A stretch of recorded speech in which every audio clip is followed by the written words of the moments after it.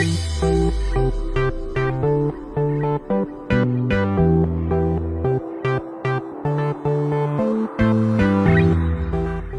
I'm going to do something really spectacular. It's a roast chicken stuffed with apples and of course California raisins. It's going to be so special, easy to do, and delicious. So let's start doing that recipe right now.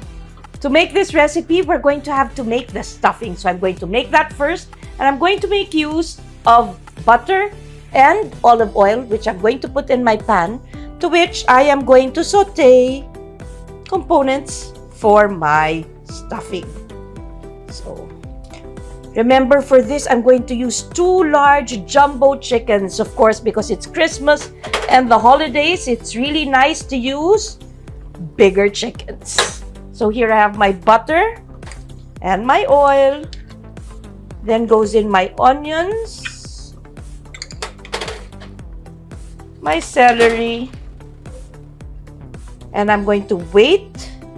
Once your onions are translucent, you add 1 green apple, 1 red apple. Cooking this in olive oil and butter, I am going to add my 2 types of raisins.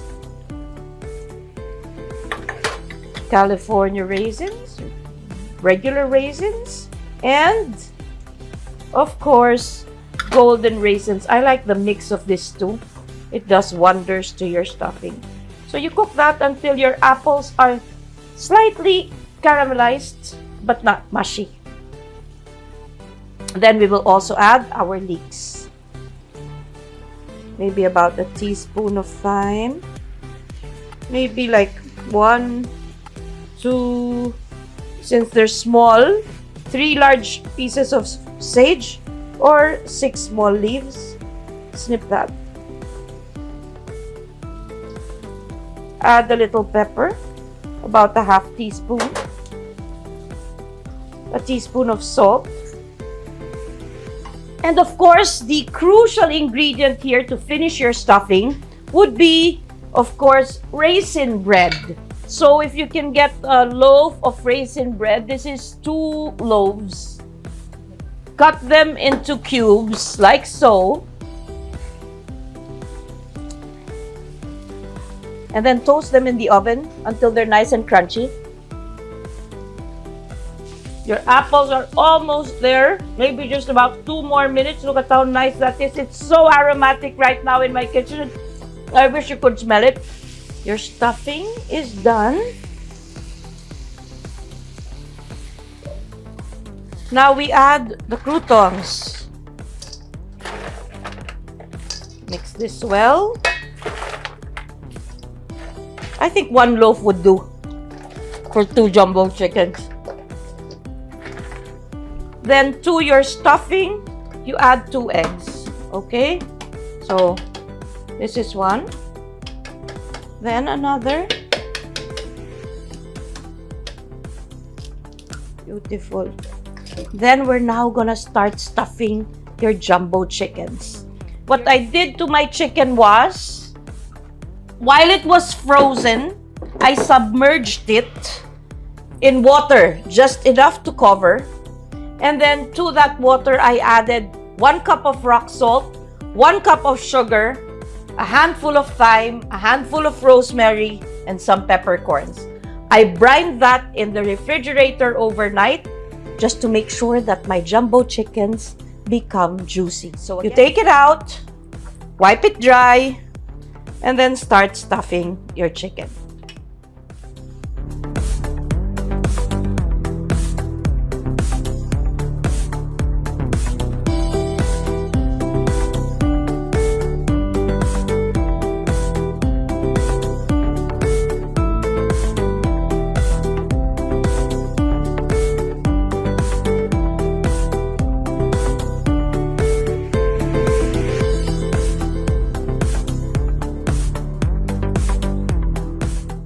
I've finished trussing the bird. The next part will be for us to put it on a baking pan, so a roasting pan. Then you brush it or you spray it with oil. Spray your chicken. Season it with salt, pepper, and some herbs. This is my favorite. I love to season with this. This is sea salt with herbs. Since we're baking it right away, I'm going to season this liberally, a lot of it. A lot of salt and pepper. If you have time, marinate it maybe about a few hours. At least an hour. 6 hours would be nice. I am going to put a piece of baked paper between my chickens. This is just to make sure that, just in case I like to transfer my chicken after roasting it, it's not stuck together so we don't ruin the skin. I always do that because sometimes I'm done cooking and then I decide I want to transfer it to a cutting board. So for presentation purposes, if I don't put that, it's going to stick together. So I always put a piece of baked paper. The next step would be to fill the tray with about a third full with chicken stock. That's just a little stock there. Of course, my oven is already preheating at 350 degrees Fahrenheit. I always cover with baked paper before foil because I want to make sure that the skin of my chicken does not stick to the foil. Because if it sticks, parang all the work that you invested into making your chicken look beautiful will just all be in vain. So we cover our chicken.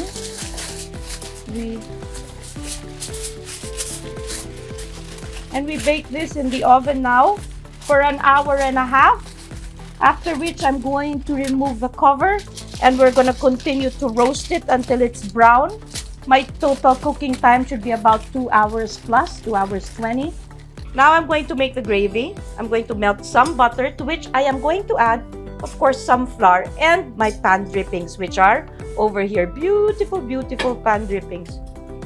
Once my butter has melted, I'm going to put in my flour and I'm gonna brown that to make a roux.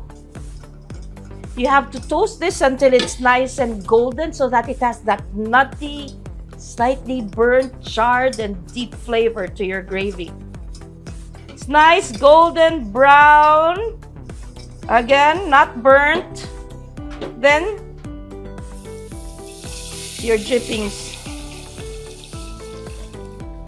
Then you wait for this to thicken. Season with a little salt and pepper. Adjust the seasoning according to you and what makes you happy. And this is done. Now, the other thing that we're going to serve this chicken with is a nice California raisin chutney using, of course, raisins and golden raisins. And that's easy to do. So while I'm simmering my pan drippings, I'm gonna start doing my raisin chutney. Of course, the secret to this is to have a lot of onions also to go along with the raisins, and it's going to be beautiful and delicious. So to make that, we need some oil and of course onions. So while I'm waiting for my onions to caramelize and while I'm waiting for my pan drippings to thicken, I'm going to work on the next part of your recipe, which are basically roasted vegetables together with California raisins. So this is quite simple. These are my root vegetables and my Brussels sprouts. So I have butternut squash, carrots, Brussels sprouts, some red onions, some melted butter to coat, a little olive oil, some salt. The salt that I'm going to use will be the salt with herbs, or if you have herbs and sea salt, you can use that too. Some pepper, some olive oil, of course, California raisins to sweeten the mix up a bit. The California raisins brings out the natural sweetness of your vegetables. There, since they're the sweeteners of nature. There. You need about a cup in all. Mix them if you have both types. And then we're gonna bake this again in a 350-degree oven. As usual, I'm going to add my salt. This is my salt with my herbs. Again, you can buy this at 09209 Reggie or 0920-973-4443. It's where you can find all my preferred ingredients for cooking. So this one goes uncovered into the oven for about 20 to 30 minutes until it's nice and caramelized. My gravy is done and it's beautiful. I just tasted it and it's delicious. Only thing that it lacks is a little pepper. And this should be okay. Then here, I want you to see my onions. They're nice, wilted, and caramelized, almost. So now I'm going to add raisins, half a cup of golden raisins. By the way, this particular chutney, you can add practically onto anything, any of your meats. If you have a roast beef, roast chicken, roast pork, it's very, very good. Then brown sugar. This is a light brown sugar. Or you can use white sugar too. And some water.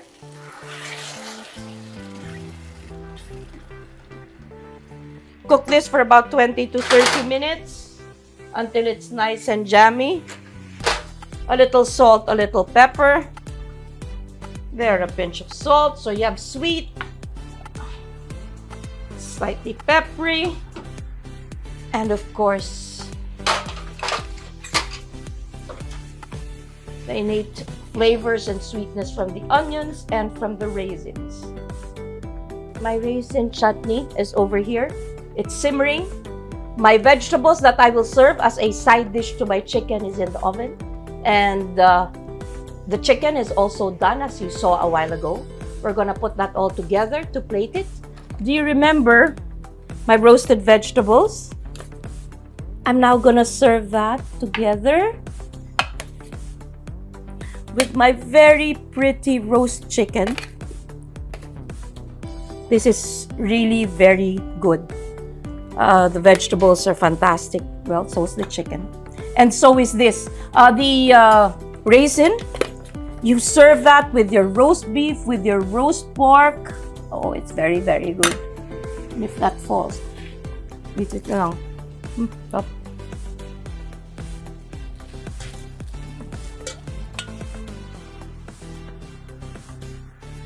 Look at how pretty my Christmas chickens are. This is my roast chicken stuffed with apples and California raisins. Of course, we eat it with this raisin chutney and gravy. Adding raisins to this particular dish will make it more delectable in the sense that it will remove that richness from your palate and will allow you to eat so much more of it. Really, this is Christmas in one absolute bite. So this is my California raisin stuffed chicken.